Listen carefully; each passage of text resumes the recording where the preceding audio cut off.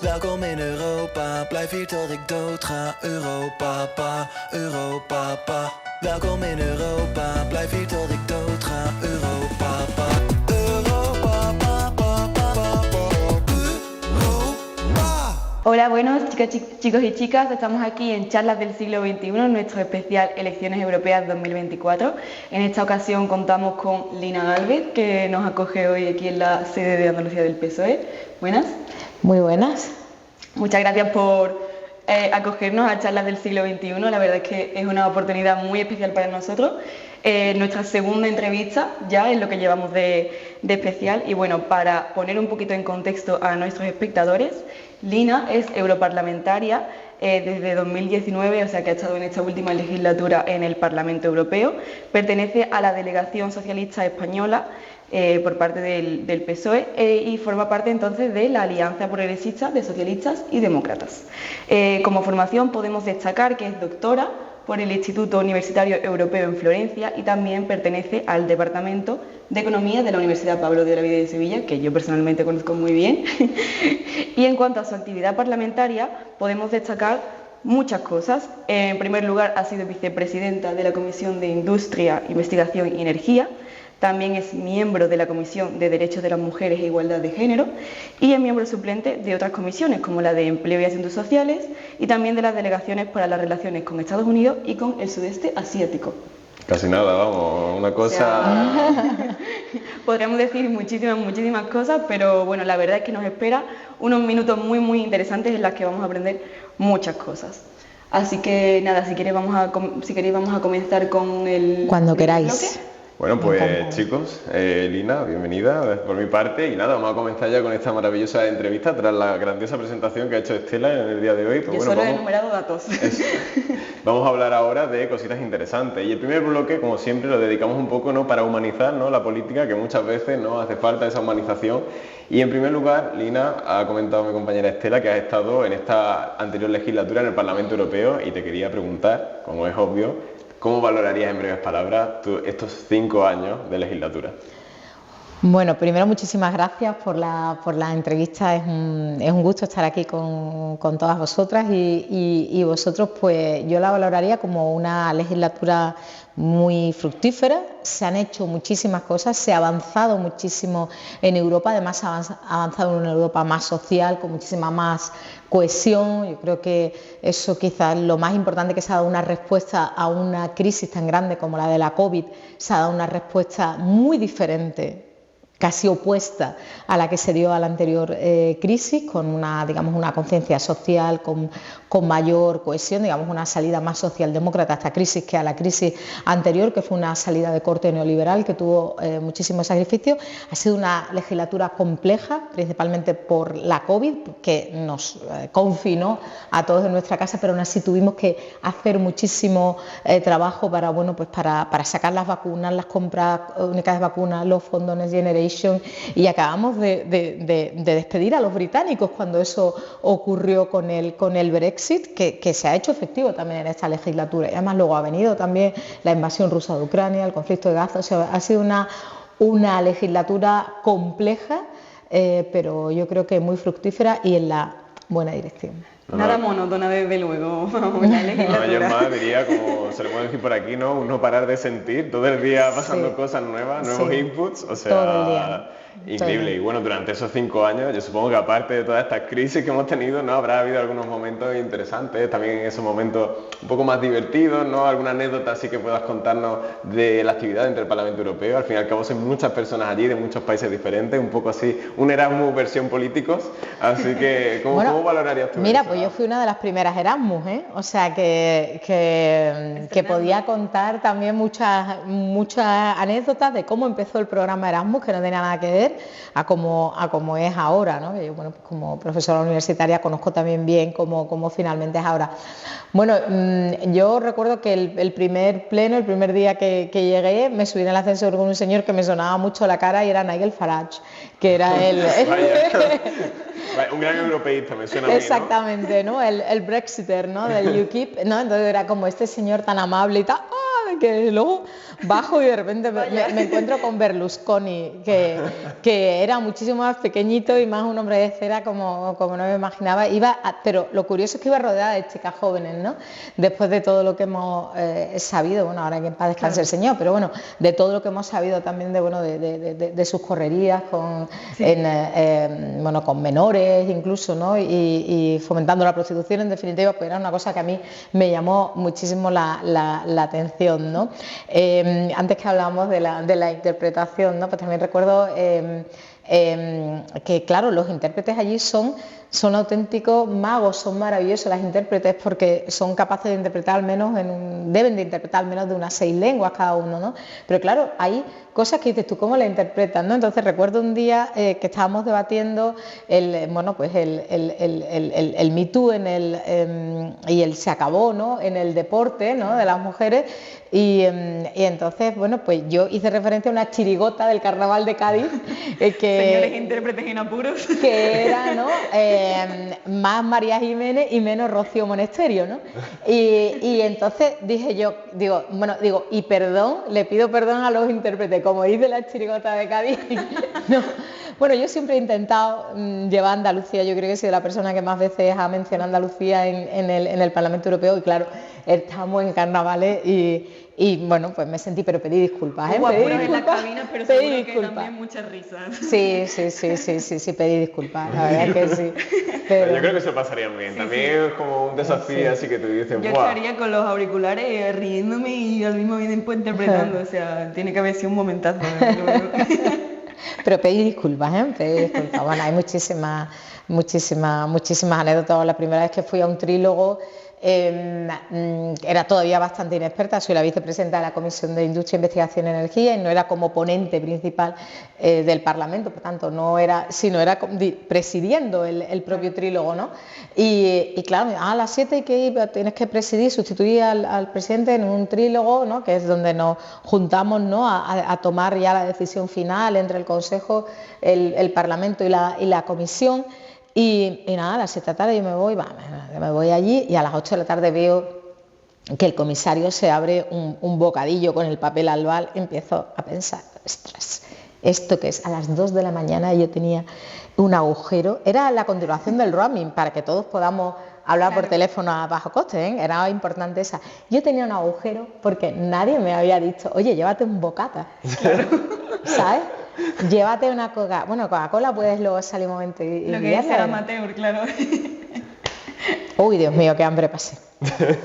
Total, estas cosas pasan mucho, ¿eh? O sea, que hay estos momentos, sobre todo no sé por qué, pero todo lo relacionado con Europa, ya sea en estos momentos de los trílogos, etcétera, o incluso en el propio con nosotros, que también cubrimos Eurovisión, que lo habréis visto durante estas semanas, ¿no? Que te llevan allí a una sala y sabes cuándo entras, pero desde luego no sabes cuándo sales. Bueno, a mí perdón, es que estoy muy resfriada, ¿eh?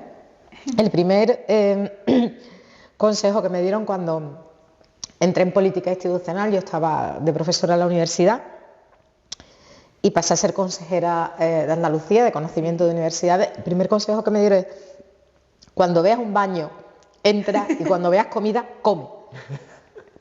Ese fue y es un maravilloso consejo.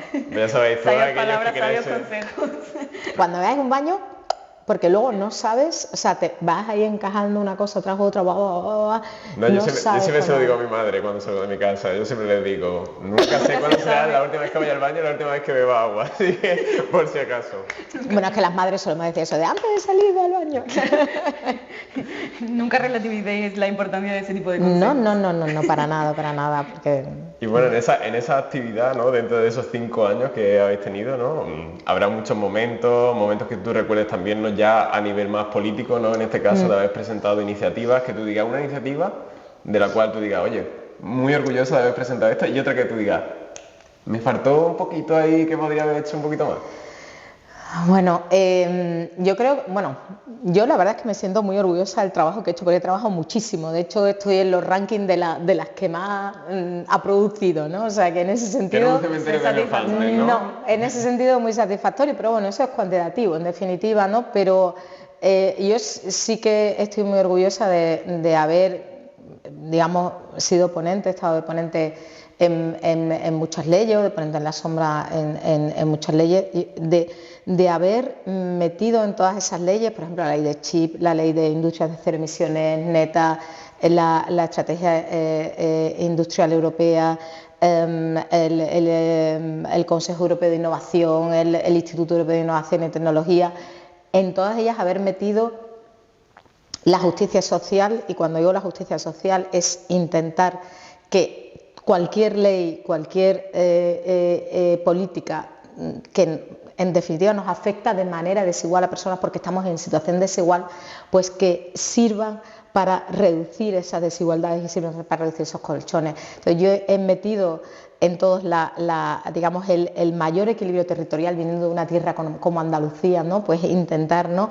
que regiones que son más periféricas que otras, ¿no?, y que tienen un nivel de PIB más bajo, bueno, pues también puedan beneficiarse de absolutamente todas esas oportunidades. Otra cosa es que los gobiernos de aquí lo hagan o no lo hagan, pero desde luego desde allí con esa visión sí. Y luego, bueno, pues la reducción de las desigualdades, también por supuesto las desigualdades de género. Entonces ahí he hecho muchísimas iniciativas promoviendo, bueno, pues también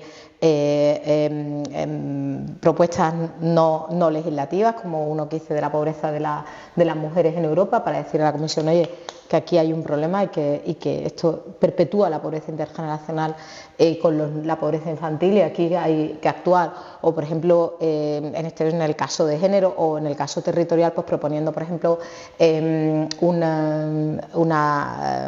proyecto piloto a la Comisión, que ahora es una acción preparatoria que se ha aprobado, sobre el paternariado, sobre las asociaciones para la innovación regional entre las distintas regiones europeas, de tal manera que aunque tú tengas una especialización en una región europea y no seas una gran innovadora, pero te puedes especializar en eso que haces bien, y que a lo mejor también lo está haciendo otra región en otra parte de Europa, y podéis colaborar precisamente con recursos, con ideas, con capacidades comunes, para que también haya innovación, para que también haya empleo digno y para gente joven como vosotros también en vuestra propia tierra. Obviamente tenemos que tener el derecho a la movilidad, hemos hablado antes del Erasmus, pero también tenemos que tener la posibilidad de poder desarrollar una vida digna, de poder tener un empleo digno conforme a nuestra formación, si es lo que queremos, claro, en nuestras respectivas tierras. Entonces, es meter eso, ¿no?, que bueno, que está también en el núcleo, en el corazón de mi propio grupo socialista, pero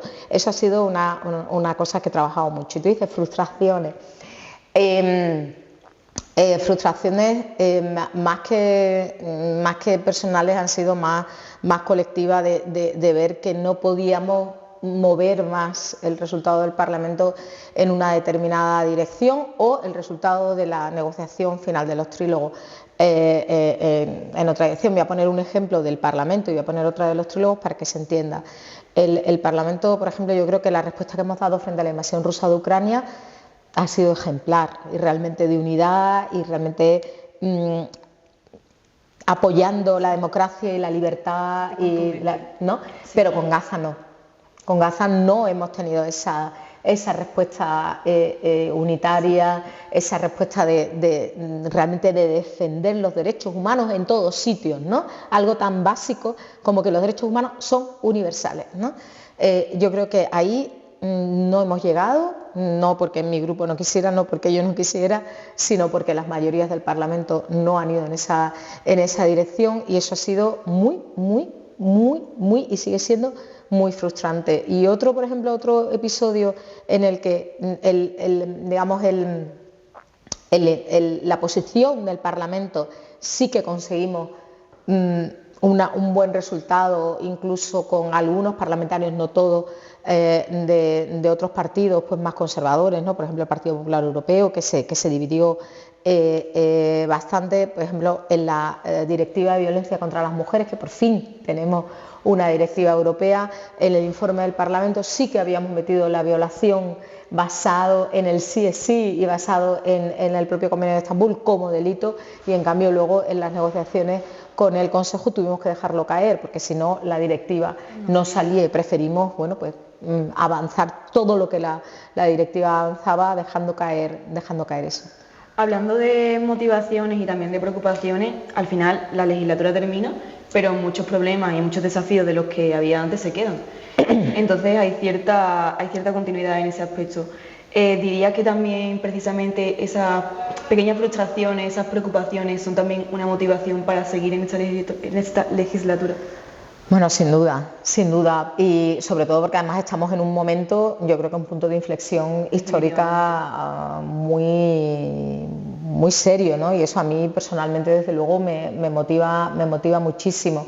Estamos en un momento en el que la democracia, y no estoy, de verdad, no quiero ser alarmista ni nada por el estilo, pero sí que creo que la democracia la tenemos que defender entre todas las personas, no solamente los políticos, también la sociedad civil, y vosotros también, de hecho, con este programa o este tipo de programa, yo creo que también acercando las instituciones europeas, acercando el Parlamento a la gente, de alguna manera es lo que estáis haciendo, ¿no?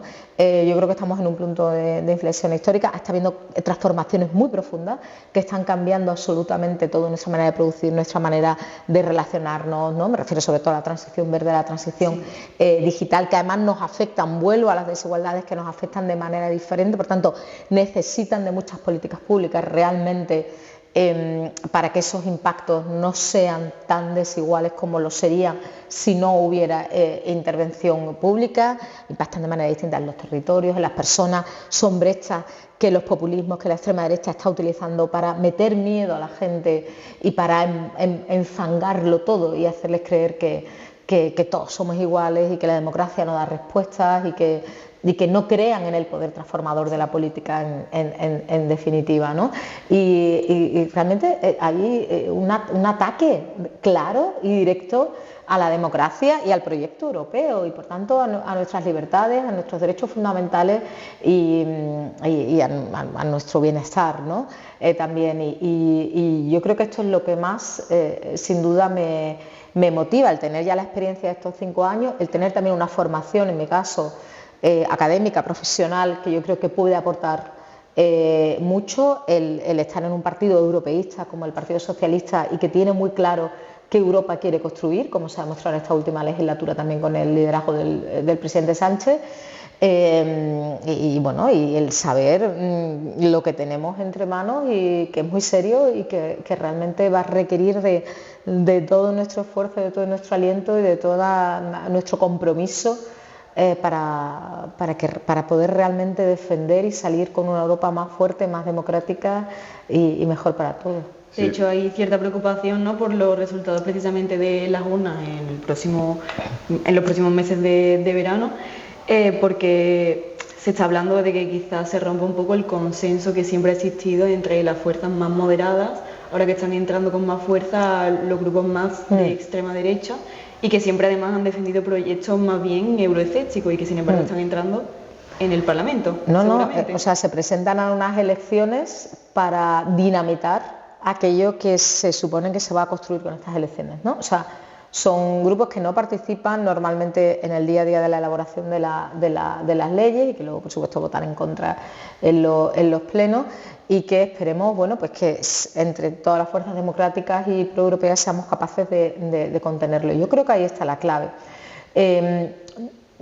Obviamente no es una buena noticia y no va a ser una buena noticia que suban la extrema derecha, que cuenten más diputados, más diputadas la extrema derecha, xenófoba, machista, negacionista del cambio climático, antieuropea, que no quiere construir más Europa, sino soluciones nacionales en un mundo que cada vez es más grande y donde Europa cada vez es más pequeña y por tanto ningún Estado tiene escala suficiente para poder plantear con éxito o enfrentar con éxito todos los desafíos que tenemos, pero yo creo que la clave también está sobre todo y muy especialmente en el Partido Popular Europeo.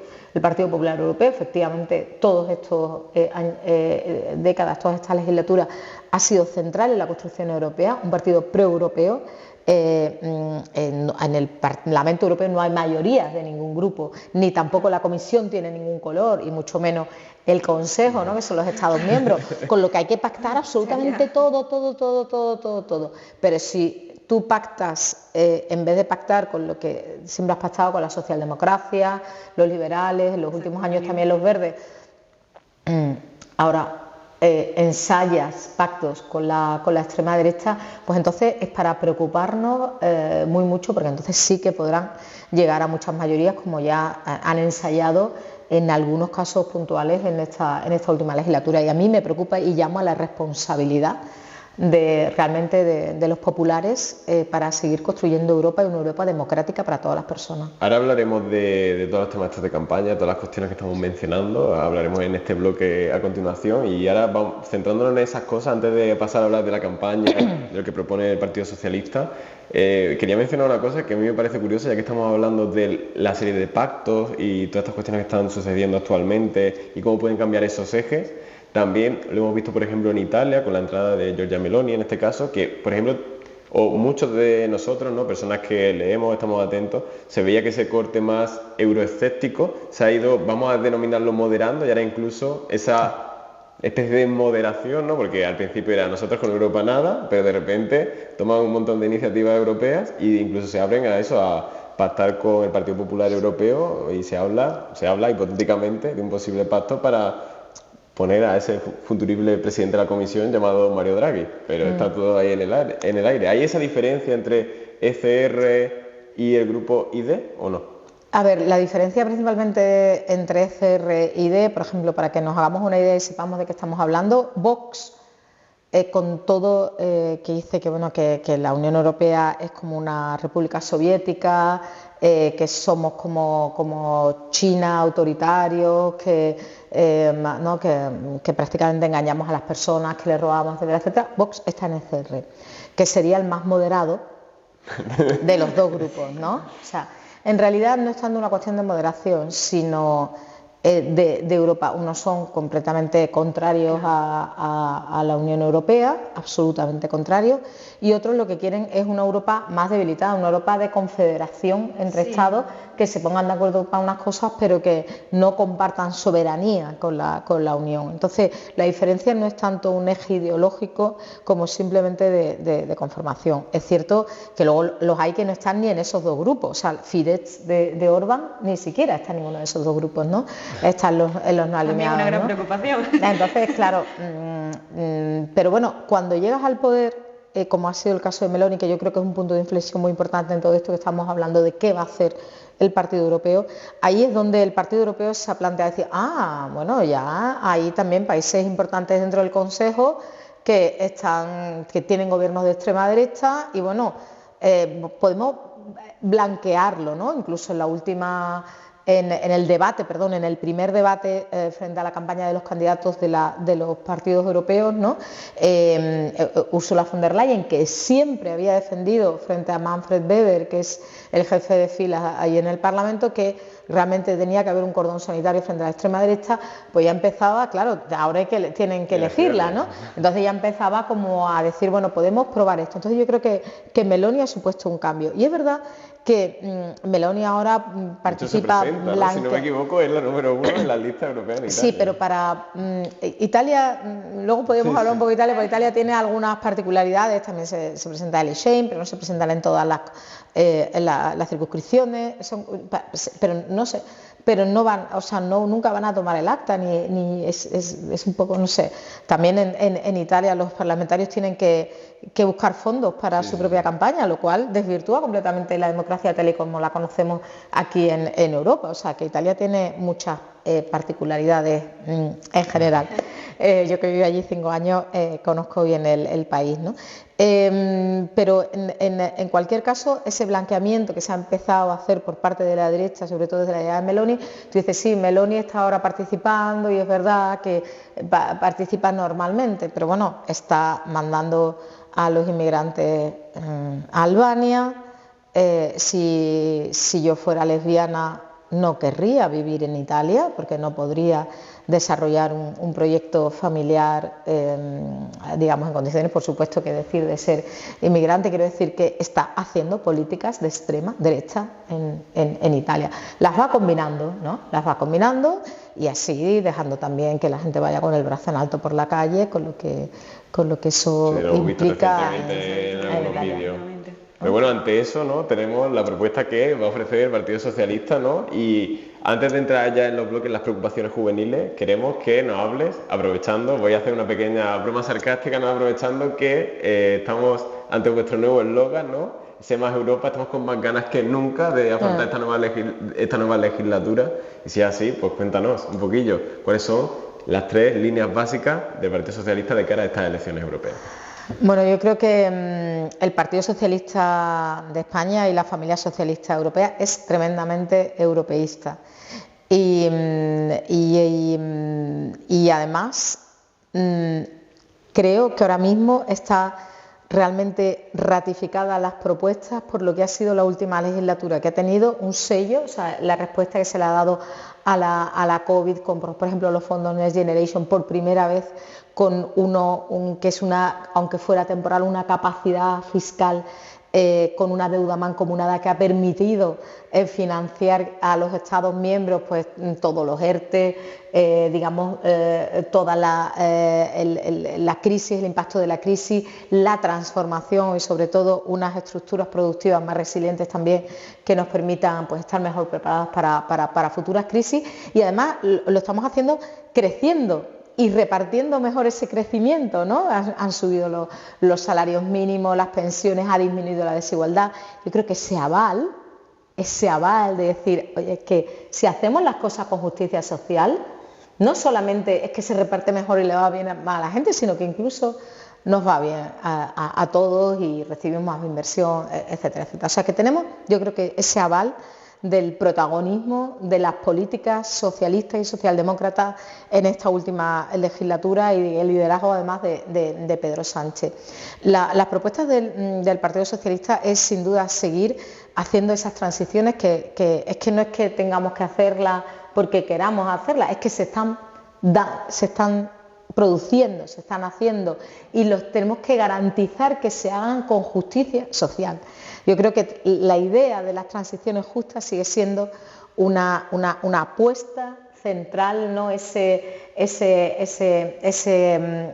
aspecto verde con corazón rojo, o al revés, rojo con corazón verde, como queramos llamarlo, ¿no? Y por supuesto una Europa más social, pero también eso implica también una Europa más feminista, ¿no? De romper ese déficit democrático que sigue habiendo hoy en día.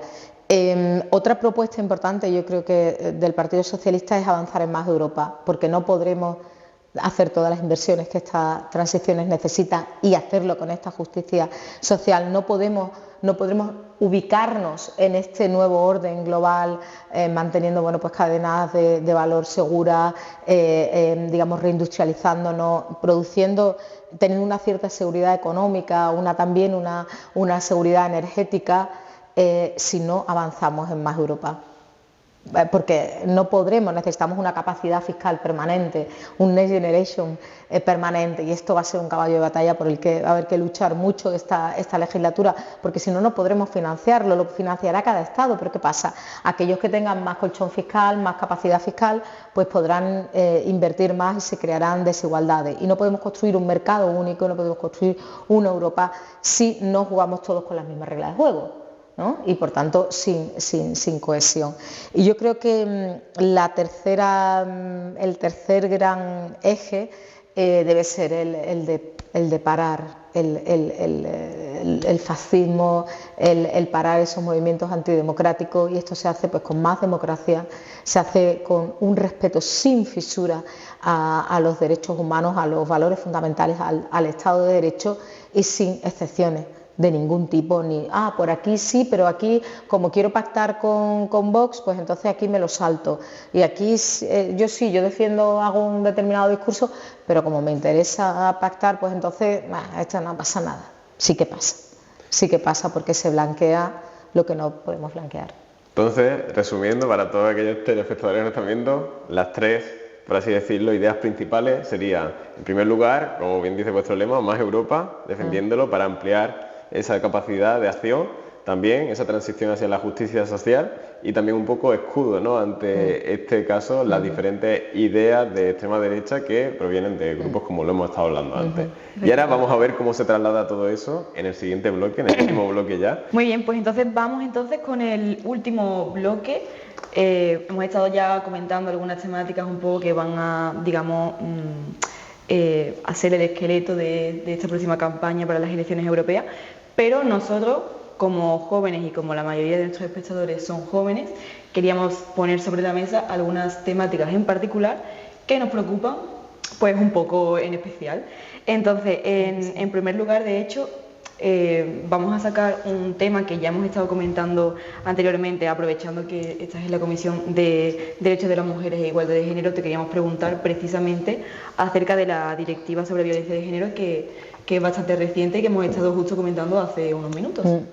Bueno, yo creo que es un logro enorme, fue una petición socialista que necesitábamos por fin una directiva de violencia de género. También en esta legislatura hemos ratificado el convenio de Estambul, gracias también a una sentencia que permitía no hacerlo por mayoría, porque bueno, pues hay algunos países que todavía se resisten, pero bueno, lo hemos hecho como Unión Europea. Yo creo que tenemos que sentirnos orgullosísimos de esto. Y claro, como a lo mejor desde España pensamos decir, bueno, tampoco se avanza mucho, porque claro, España es, junto con Suecia, el país que tiene una arquitectura institucional de igualdad de género y de combate de la violencia de género más armada y mejor de toda Europa, ¿no? Pero pensemos que había sobre todo muchísimas mujeres europeas y muchísimas mujeres en muchas regiones europeas que no tenían ninguna defensa. Y no solo eso, sino que lo que estamos viendo con los pactos entre PP y Vox en muchas autonomías y también, por ejemplo, aquí en Sevilla se está desmantelando, como nos encontramos en Sevilla, se está desmantelando, por ejemplo, todos los servicios de igualdad del Ayuntamiento de Sevilla, ahora que está gobernada por el PP, pero que necesita los votos de Vox. Por tanto, todos esos derechos, todos esos avances legislativos no son siempre para toda la vida, son vulnerables y hay que defenderlos en cada momento. Por tanto, tener una directiva europea también nos protege más a las españolas.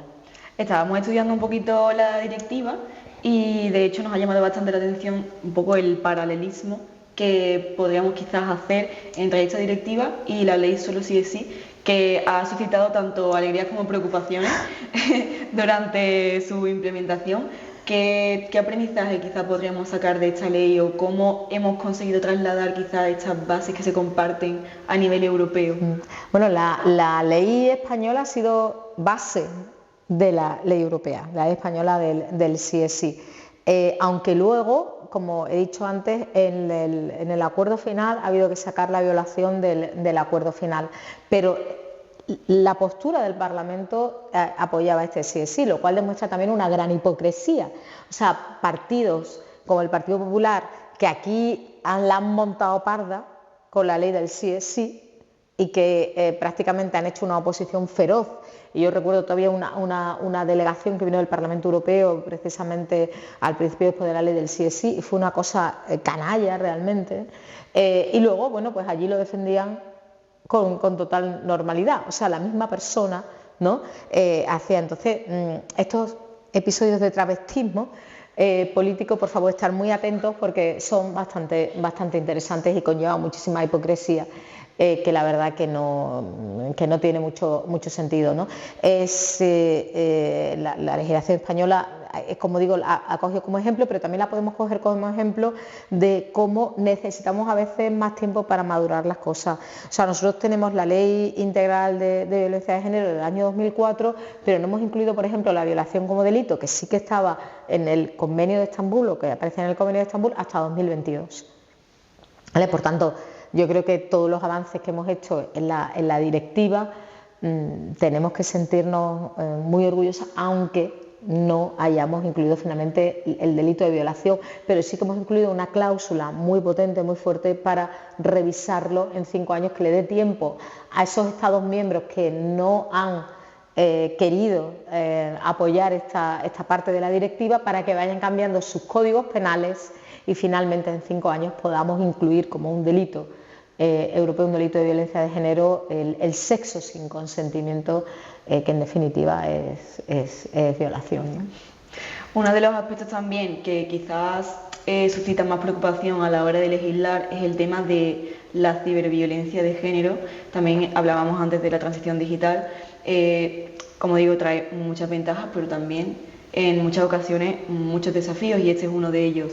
Se hace alusión a ello en la directiva y queríamos preguntarte, ya que estás aquí con nosotros, ¿qué medidas más se están planteando? Pues me alegro que me hagas esta pregunta porque efectivamente se dice que la ley se nutre y sale principalmente del Convenio de Estambul, pero no en este ámbito, porque en 2013, bueno, pues prácticamente no existía el riesgo de ciberviolencia que existe ahora, que 1 de cada 10 mujeres pues ha sufrido ciberviolencia, y si nos concentramos en los grupos más jóvenes, pues el porcentaje sube muchísimo, ¿no? Yo creo que además es una violencia muy dañina, porque se produce precisamente además en capas de edad que todavía nos estamos formando, que todavía estamos decidiendo, bueno, quiénes vamos a ser, cómo vamos a participar en la vida pública, y esa es una manera de disciplinarnos a las mujeres, de callarnos. Antes nos llevaban a la plaza pública y nos ridiculizaban, durante la dictadura franquista nos rapaban, nos daban aceite de ricino para que nos fuéramos cagando por el pueblo. Siempre ha habido este disciplinamiento de las mujeres, es decir, no salgas de tu espacio, no entres en el espacio que no te corresponde, ¿no? Y claro, el mundo digital es un espacio también, pues, de libertad, de entrar, y con esta ciberviolencia lo que se está diciendo a las mujeres, ciberviolencia que hay de muchos tipos, ¿no? También está la violencia política que se ejerce específicamente contra las mujeres también en el ámbito digital, está diciendo, quédate, ¿no? Entonces, todo lo que se ha incluido en la ley sobre ciberviolencia también está vinculado con la ley de servicios digitales, en la que yo también estuve de ponente en la sombra por mi grupo en toda la parte de industria, que decía algo muy sencillo: todo lo que es ilegal offline lo es online, ¿no? Pero sí que se han metido cuestiones específicas, incluso con penas de cárcel, no solamente por la grabación sin consentimiento, sino también quien difunde, por ejemplo, esa grabación, o por ejemplo, que las víctimas de ciberviolencia tengan un acceso fácil a la justicia, que no haya revictimización, y también se han incluido algunos artículos de prevención. Y no solo ya tenemos eso, sino también ahora lo vimos hace poco, recientemente, ¿no? En algunas noticias que salían de algunas ciudades de aquí de España, con el tema de la inteligencia artificial, de todo lo que se había avanzado, sí, también ha afectado mucho en este tipo de ciberviolencia. Un caso en específico ha habido de un colegio, si no... En Almendralejo. En Extremadura, un grupo de chavales, ¿no? Si yo creo que os referís a esto, ¿no? Bueno, pues hicieron un pornomontaje, ¿no? Sobre todo cogiendo las caras de las niñas. Al final lo que nos por eso también todos los temas de control biométricos y tal es tan importante limitarlo, ¿no? Porque somos lo que somos individuos, nuestras caras es lo que nos diferencia sobre todo los demás, lo que nos da esa individualidad, ¿no? De repente pienso en las afganas, ¿no? Las pobres, ¿no? Que les quitan el rostro, ¿no? Les quitan tu identidad, te quitan quién somos, ¿no? Bueno, Kit Kat de esto, ¿no? Pero bueno, ahora es muy fácil, y fueron niños de 12 y 13 años que con una tecnología muy básica, bueno, pues hicieron estas imágenes, aunque obviamente también la ley implica la retirada de todas estas imágenes, pero claro, eso queda en la retina.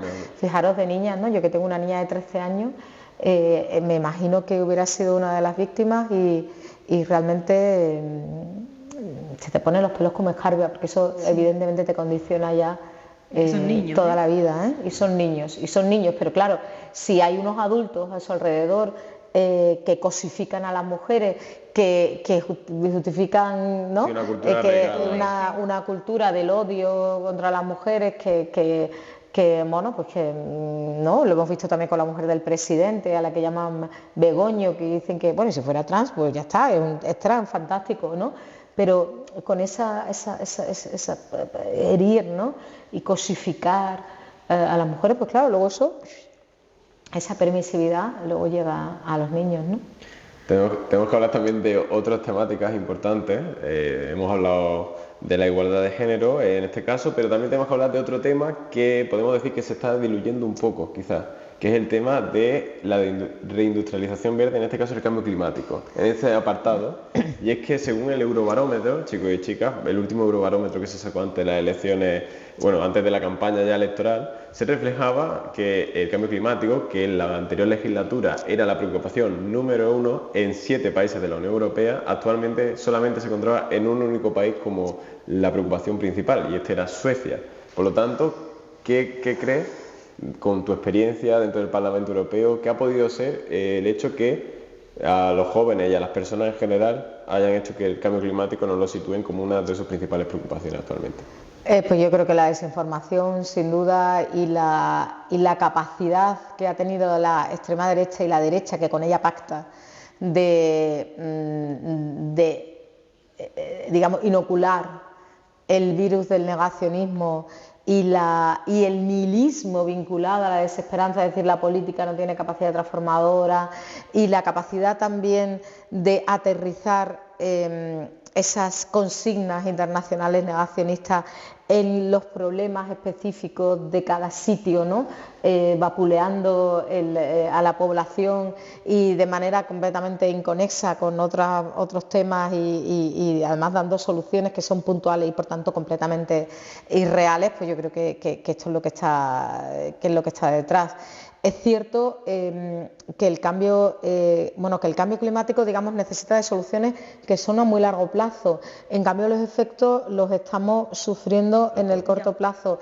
Y eso puede generar también una idea de mirar el dedo en vez de mirar la luna, ¿no? Somos de soluciones, ¿no? Pues, en el momento, como tenemos sequía, como ha pasado aquí en Andalucía, ¿no? Estábamos sufriendo una sequía muy grande, y en vez de promover medidas realmente para luchar contra el cambio climático y por tanto contra la desertificación, pues lo que se dice es: no, queremos un fondo específico para la sequía, pero luego estamos promoviendo una ley que es secadoñana, estamos promoviendo regadíos que son intensivos en agua, estamos promoviendo la construcción de todo el territorio con una ley de suelo que es también Entonces, no, o sea, pero es muy fácil decir a la gente: no, que Europa no nos da dinero para la... No, vamos a ser coherentes, son medidas que necesitan mucho consenso y que necesitan ese largo plazo, que sobre todo importan a vosotros, que tenéis mucha menos edad que yo y por tanto vais a vivir en teoría más años de los que a mí me quedan. Pues sí, en teoría sí, en teoría, hombre, esperemos que sí, por ley de vida, que de los que a mí me quedan por vivir, que espero que también sean todavía muchos, pero con, digamos, en medidas efectos que veremos más adelante, con medidas que hay que ir tomando ahora y que de nuevo tienen efectos desiguales. Yo insisto mucho en estos efectos desiguales porque no toda Europa está en el mismo riesgo de desertificación. ¿O no? Toda Europa tu experiencia en Bruselas probablemente sea muy diferente sí, a la de 20, claro, la gente en Bruselas está feliz ahora que hay más sol y hay temperaturas más altas, ¿no? Claro. Pero claro, no va a afectar lo mismo un pacto verde en zonas que viven del carbón o de industrias muy intensivas en carbón que en zonas que no. Entonces lo que hay que establecer es esa cohesión territorial y al mismo tiempo todos esos fondos, como el Fondo Social del Clima, por ejemplo, ¿no? Para de alguna manera pues aliviar esas consecuencias desiguales, ¿no? Y sobre todo no utilizar el negacionismo científico, el negacionismo climático simplemente por cuestiones electorales, porque al final necesitamos una ciudadanía comprometida con uno de los mayores desafíos que sin duda tenemos y que implica además cambios también personales en nuestro día a día.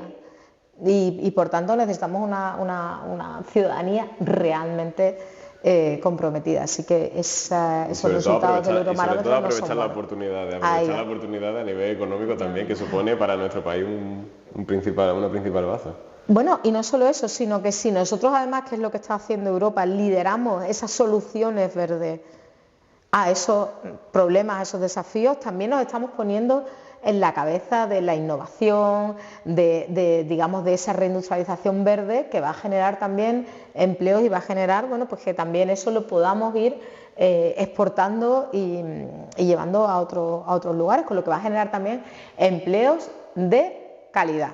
Es la idea también de poner por ello a Teresa Rivera como número 1. Hombre, por supuesto. Teresa Rivera es una gran lideresa mundial, porque nosotros estamos hablando ahora de Europa, pero tanto para la transformación digital como para la transición verde necesitamos una gobernanza global y necesitamos reconstruir el multilateralismo que ahora, bueno, pues se está despedazando un poco, y Teresa Rivera ha sido, digamos, una líder mundial reconocida en la gobernanza verde y de la transición ecológica. Hablábamos de precisamente este multilateralismo que está quizás decepcionando un poco, diría seguramente incluso a las generaciones más jóvenes, ¿no? Ahora, precisamente, hace unos meses tuvo lugar la última COP, no en el marco de la Unión Europea, sino de Naciones Unidas, pero el foco se había puesto en la reducción de la utilización de combustibles fósiles y sin embargo se había acogido, ¿no?, en Arabia Saudí. Hay muchas personas que, digamos, han caído un poco en el descrédito en las instituciones por este tipo de incongruencias, y queríamos preguntarte, como parte precisamente de estas instituciones, quizás deberíamos hacer un poco de autocrítica con este doble rasero algunas veces. Hombre, sin duda la autocrítica siempre es muy sana, ¿no? Yo creo que la autocrítica con el país que han mencionado la podemos hacer también cuando vemos la Copa de España de fútbol, ¿no? Allí, ¿no? O sea que la podemos hacer con muchas cosas y en cambio participamos, o ahora en Eurovisión, ¿no? Que os había hablado, sí. Con el caso de Israel. O sea que realmente, pero por otra parte, fíjate, una de las cosas que aprendimos después de la Segunda Guerra Mundial y que está en la base de toda la arquitectura del multilateralismo que construimos con Naciones Unidas y otras instituciones después de la Segunda Guerra Mundial. La propia Unión Europea podía entrar ahí, ¿no? 1950, con esa declaración de Robert Schuman, ¿no? Se basan precisamente también en el poder de la diplomacia, ¿no? Digamos, de llegar a acuerdos, y muchas veces de traerte a quien está en un lugar muy distinto al tuyo, poder traértelo a tus posiciones, ¿no? Si tú, digamos, los dejas fuera de esa gobernanza, nunca podremos conseguir una gobernanza global de temas y de asuntos y de desafíos que requieren sí o sí una gobernanza global, porque si nosotros aquí podemos y hemos reducido muchísimo las emisiones de carbono a la atmósfera aquí en Europa, pero necesitamos que eso también sea en todo el mundo, porque en definitiva es un único planeta y, como bien sabemos, no hay un planeta. ¿Ves? Que no hay otro planeta en el que se pueda desarrollar la vida como se desarrolla en la Tierra, que sepamos, ¿no? Entonces tenemos que ser muy responsables, muy conscientes de eso, también con las generaciones futuras, con los jóvenes, pero vosotros también con los que vienen detrás vuestra, ¿no? Entonces yo sé que a mí también me choca ese tipo de cosas, nos puede chocar a todos, pero es una manera también de ir metiendo también a esos países en la senda de la sostenibilidad. A mí me parece muy interesante eso que estamos hablando de temas mundiales, estamos hablando de países. Pues Estela, creo que podemos abordar brevemente el último apartado de este bloque, que hace referencia a dos países que están probablemente en nuestro entorno, que tenemos conflictos por aquí, a veces relaciones tensas por allá. Alianzas por allá. No, es que nos pareció muy interesante que formases parte de la delegación con relaciones con Estados Unidos y con el sudeste asiático. Quizás Estados Unidos sí que es verdad que es un país culturalmente un poco más cercano que lo que puede ser todo lo que forma parte de la ASEAN y demás. Pero precisamente queríamos preguntarte, ahora que viene una época electoral bastante importante, no solo para la Unión Europea, sino también, por ejemplo, para nuestros amigos americanos, ¿cómo se está planteando desde la Unión Europea, pues lo que quizá nos preocupa a muchos, que es el regreso de Donald Trump y lo que eso supondría en una etapa en la que tenemos una guerra abierta en Ucrania, tenemos un conflicto en Gaza y dependemos tanto de la OTAN, la verdad se ha dicho. ¿Cómo estamos tomando esto desde las instituciones europeas? Pues con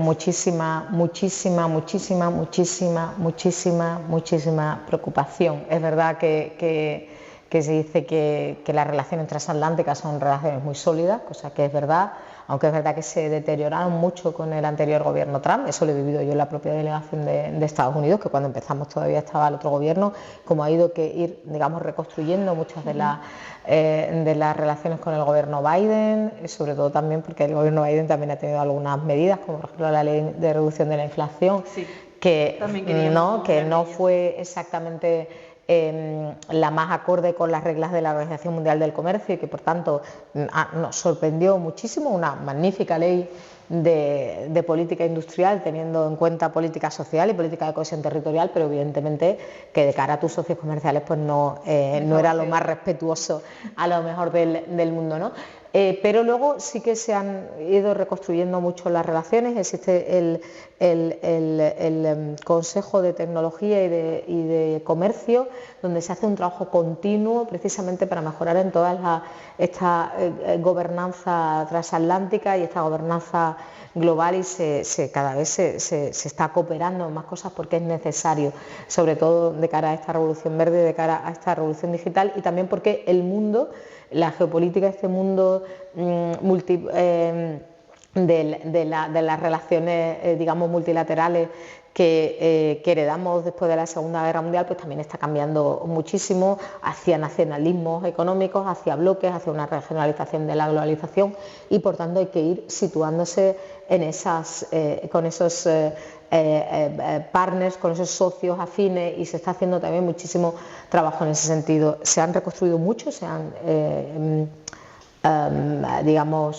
profundizado mucho en la cooperación con Estados Unidos, y hay pues una cierta inquietud también por la propia seguridad económica de la Unión Europea, de cara a que al otro lado tenemos también la guerra en Ucrania y tenemos también conflictos medioambientales, territoriales, en muchas también vinculados con las migraciones y con los movimientos de personas en varias de nuestras fronteras, y eso también es interesante. Se está haciendo un trabajo, yo que estoy también en el panel científico-técnico del Parlamento, y también he colaborado mucho con la Comisión en todo lo que tiene que ver con la diplomacia científica, que al final es la manera de una colaboración muy efectiva, pero digamos más fácil, porque es colaboración entre investigadores, entre innovadores, que al final pues están asociando países al programa de Horizonte Europa, que es el mayor programa mundial de público de investigación y de innovación, que es de la Unión Europea, y se han asociado países como Nueva Zelanda, ahora Corea, y estamos trabajando, y yo me he pegado varios viajes de trabajo en ese sentido a Japón, para que también, por ejemplo, entre Japón, ¿no? Entonces están haciendo estas colaboraciones con aquellos países que son más afines, pues para garantizar que si entramos en un mundo más inestable, ¿no? En todas las relaciones internacionales, la geopolítica que está pues un poquito convulsionada, pues podamos mantener esas cooperaciones, ¿no? Cada vez más estrechas, y entonces pues sí, se está haciendo un trabajo muy interesante. Y también yo creo que una propuesta, por ejemplo, del Partido Socialista es que también ese trabajo se haga con nuestra vecindad sur, con África, que se haga también de forma más intensa con Latinoamérica, pero no de una manera colonialista, de una manera extractivista y de una manera paternalista, ¿no? Sino realmente en relaciones que permitan un co-desarrollo y que permitan pues ese sur global también ser ese actor que cada vez está siendo más, ¿no? Entonces, ha habido ya también avances importantes, como por ejemplo la directiva de licencia de vida, ¿no? Que debemos de garantizar que con todos aquellos todos nuestros socios comerciales también pues respeten los derechos humanos, ¿no? Esto ha sido pues una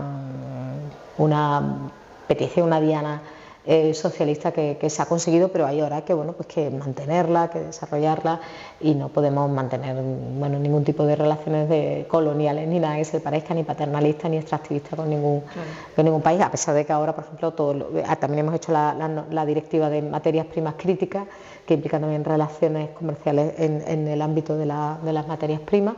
Pero bueno, las necesitamos para hacer también la revolución verde y la revolución digital, ¿no? Pues bueno, yo creo que hemos abordado muchas cosas durante esta charla. Ya llevamos aquí casi una hora aquí hablando y creo que toca ir poniéndole punto y final. Por ello, te vamos a pedir, como suele ser habitual, que nos hagas aquí un pequeño speech de cara a tus posibles votantes jóvenes que te van a ver en esta pantalla. Un minuto de oro sin debate. Un minuto de oro. Y Un minuto de oro. traigo una cosa que Estela no sabe, pero traigo una cosa interesante que voy a ir a por ella, mientras que te puedes pensar tu speech. Vale, pero vale, traigo una genial. cosa interesante. No corto esto porque quiero que la gente lo pueda ver. Y es que traigo, Estela, algo Qué bueno. sorpresivo. Bueno. Espérate, porque... Qué nervios. Sí, a ver, tampoco esperéis que haga aquí- Estoy igual yo. Tampoco esperéis que haga una cosa súper loca, pero El plot twist ya había de la traído, aparte, espérate, porque ya que estamos, mira, te voy a dar unas banderas europeas, ¿vale, Estela? Por aquí, y para Maravilloso. Y Qué te he traído esto, ¿vale?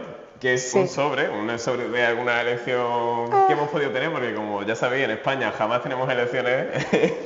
Eso es la democracia. No te quejes de muchas elecciones, que si no las tuviera ya Este verás. año es el año de Ya por verás. excelencia. Y Ya verás. te he traído un pequeño papelito, no para que me digas a quién vas a votar, porque supongo que votará a Teresa Rivera, sino para que nos pongas aquí... Y a mí, que también estoy en la lista. Exacto.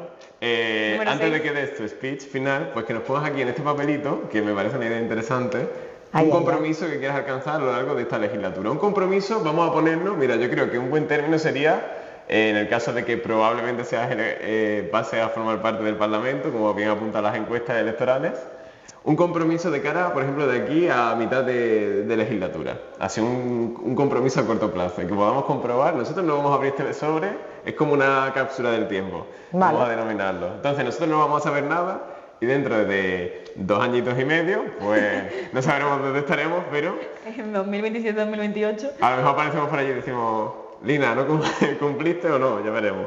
Así que... Dame. Que además es una cosa que os interesa mucho. Bueno, mientras tanto, Mientras tanto, ya sabéis, día 9 de junio, por favor, usad Voten. vuestro voto, da igual. O sea, mira, Voten. estamos aquí lo del PSOE, pero bueno, ya sabéis, Voten lo que podéis quieran, elegir, pero tenéis voten. muchas opciones de voto. De hecho, si os metéis en el BOE, pues veréis todas las listas electorales que hay unas cuantas, la verdad. Así que podéis informaros de todos los partidos, con nuestros si vídeos no, también. claro, si no, meteos en el canal de YouTube de Charlas del Siglo XXI y por lo menos escucháis las entrevistas de gente importante que va en las listas. Ya, me tiro a la piscina, total, pero bueno, hay que sacarlo. Vale, pues nosotros guardaremos Toma, cápsula del tiempo. su sobre y nada, en 2 años si seguimos... Y va por aquí- vosotros y si vosotras. va por Ese aquí compromiso activo, pues va por nada, vosotros y Lo vosotras. comprobaremos en 2 años, la Charlas del Siglo etiquetaremos. XXI se compromete a ir a Va por Bruselas en vosotros y caso de que... vosotras. Y nada, ya Va por pues, vosotros y vosotras. para finalizar, pues Lina, te dejamos a ti que nos cuentes Tu pequeño tu minutito. minuto de oro.